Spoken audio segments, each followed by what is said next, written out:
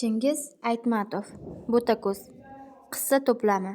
Ruschadan Asl Rashidov tarjimasi. Jahon adabiyoti durdonalari turkumidan. Nashrga tayyorlovchi, qo'shimcha iqtibos va izohlarni kirituvchi Ergashboy Matyoqubov. Chingiz Aytmatov "Bo'tako'z" qissasida mehnat va ishq-muhabbat tarannum etilgan desak, mubolag'a bo'lmaydi. Asarning asosiy voqealari Abu Bakr, Kamol va somonchi qiz Qalipa orasida bo'lib o'tadi. Adib mana shu 3 obraz orqali mehnat va ishq-muhabbatni o'zaro bir-biriga zid qo'yadi. Bu ziddiyat asarning boshidan oxirigacha davom etadi.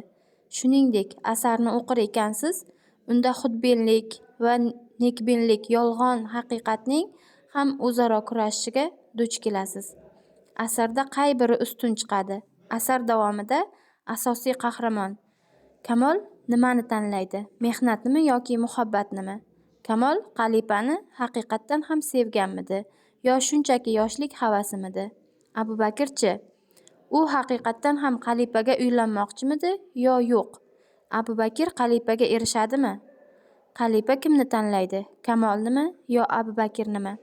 Asarni o'qish davomida mana shu savollarga javob topasiz.